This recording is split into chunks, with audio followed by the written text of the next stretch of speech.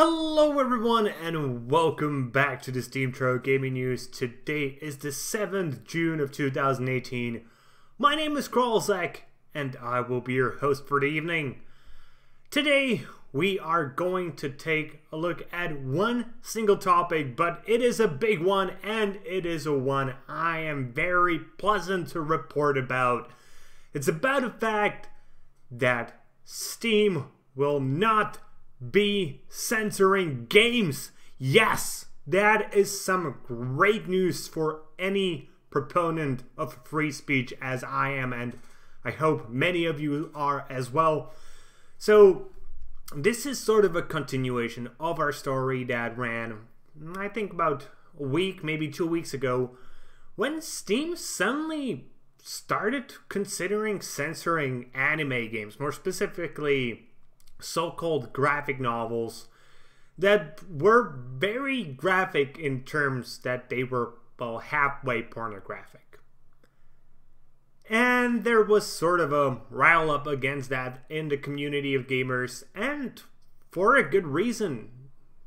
You shouldn't censor games. You shouldn't censor anybody, in my opinion. And Steam, in their latest blog post, has acknowledged that they will not be doing so. So let me read a quick quote from the blog post, which I think sums it up the best and just shows that if the community actually pulls together, we can achieve great things. So the quote says, "If you're a player, we shouldn't be choosing for what content you can or can't buy. If you're a developer, we shouldn't be choosing what content you are allowed to create."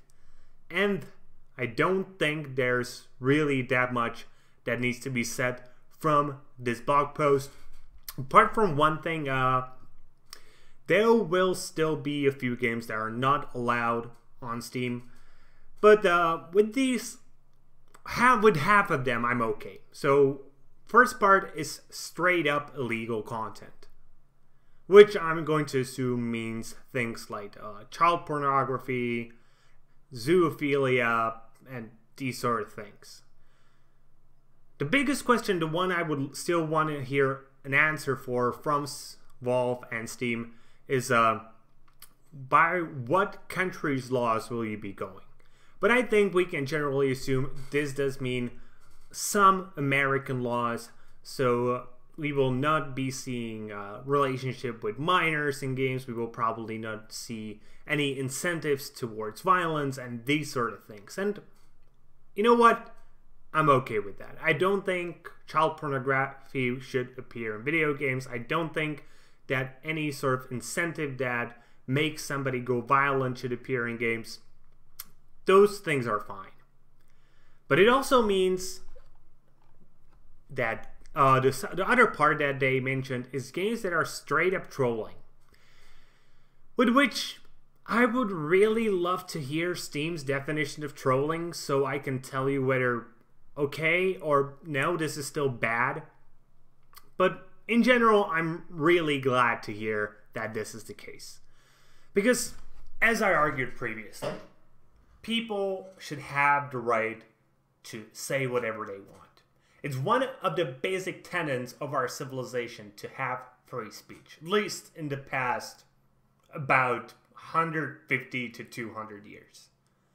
And we have gone so far with this basic tenet that everybody has a right to an opinion and to say it out loud, even if the opinion is making somebody feel uncomfortable, and even if the opinion is controversial and goes against the norms.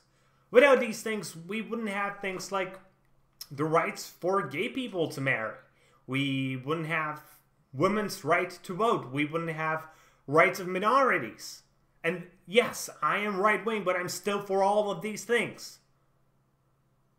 And on the other hand, we would still be essentially living under religious rule, as the right to free speech is what brought us out of the dark ages of religious rule.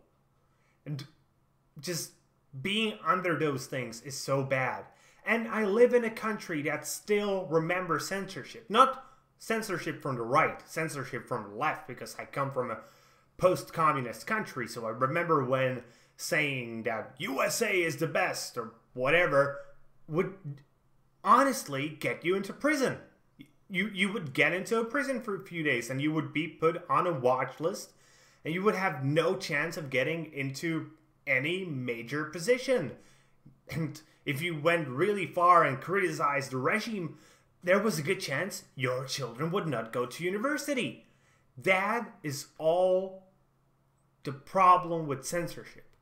Censorship is one of the things where slippery slopes actually do appear. And I know that using the slippery slope fallacy is a bad thing, but I haven't seen it with my own eyes, but I have heard stories from so many people that are so close to me.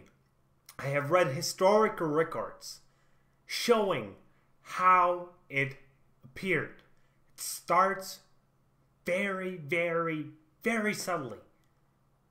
But just give it a little bit of time and a little bit of chance to grow. Suddenly, you're living in an authoritarian state. So always be careful about any kinds of censorship. And I'm very glad to hear that Steam will not be one of the platforms that go and try to be censors. Let's be proud of our safe gamers. We have won another battle for free speech, and we really should be so much appreciative of this, that it is our community that isn't afraid to speak against censorship. And no matter whether you're on the political left, on the right, up, down, or dead in the center, as I'm going to assume the vast majority of people are, at least from my own experience, you're a gamer and you stood up against censorship. Be proud of yourselves in at least that. The other interesting thing that came from this was actually some people's reactions to this. Some of them, yeah, were okay. They were like, where was it? The one from John Romero said, "I choose to leave stuff I consider hateful and horrible on the table. I don't want Steam to make that decision for me. In the history of games, some of our most important works have been deemed highly offensive by broad swaths of the world. Games like Grand Theft Auto, Wolfenstein, Doom, Mortal Kombat, Bully, which had the first same-sex kiss in a game, or even God of War, which included sex in it for the first time.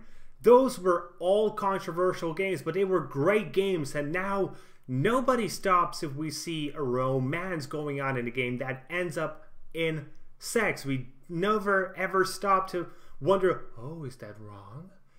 How can they show that? No, it's just normal, and as it should be, because sex is an important part of the human experience. The same with same-sex relationships. I don't give a fuck about them. If somebody likes to have sex with somebody, well, they can. And I am bisexual as well, so who the fuck cares? And I have a girlfriend at the moment, but I had a few things with men. So again, who the fuck cares? It's everybody's choice. We should really be appreciative of this. But some of the people were actually against this for some reason. So, for example, where was it? A university lecturer and an indie game developer, Robert Yang, which, yeah, he's from university, so you can probably guess that he is from the left wing, at least with the state of universities at the moment. He suggests that so-called good moderation is difficult, but the prospect of zero intervention risks giving hate mob and scam artists de facto control. No, it doesn't. Just don't buy the games. And on top of that, there will be a way to filter out those games you're not interested in seeing, as Steam has posited. So, for example, if you don't want to see graphic novels, well, you just can say, Steam, I don't want to see graphic novels in my store. You don't want to see games that show only male-led game heroes, well, you can disable those as well. But, well, there's a good chance you won't see as many games because, let's be blunt about this, the vast majority of games uses a male hero because, well, historically and culturally, heroes have usually been men, at least in the case of Western civilizations. And Mr. Robert Yang had a pretty interesting Twitter exchange with Bennett Foddy, who is the creator of QWOP and Get Over It. And they both actually raised some decent points, but I think they were sort of speaking over each other, as Bennett, I think, was mostly talking about the fact that corporations like Valve, Microsoft, and Google, for that case, should most likely not be moral arbiters.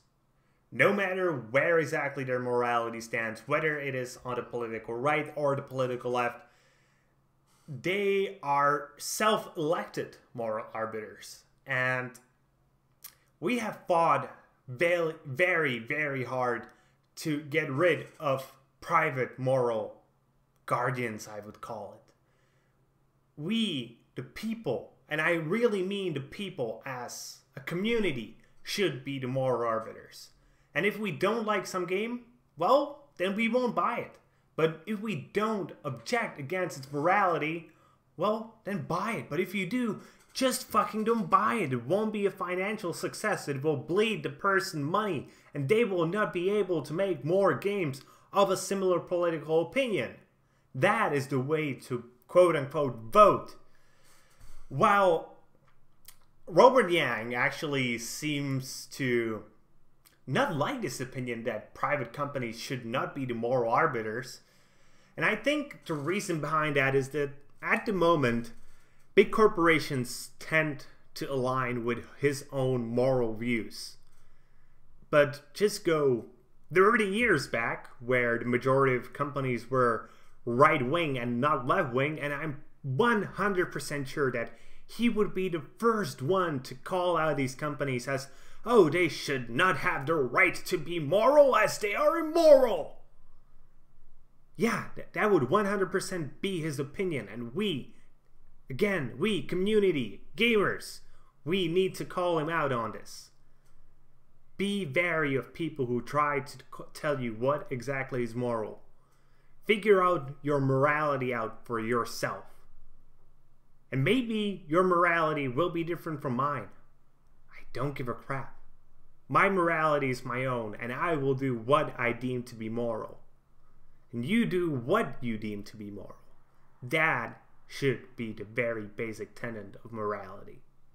At least in the Western cultures.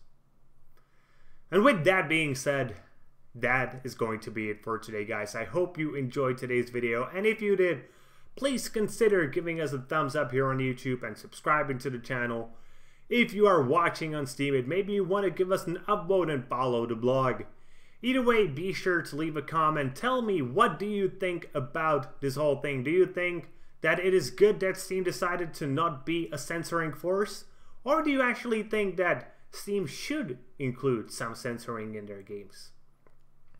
And also be sure to tune in tomorrow, as we are your source of daily gaming news every single day. See you guys later with more gaming content.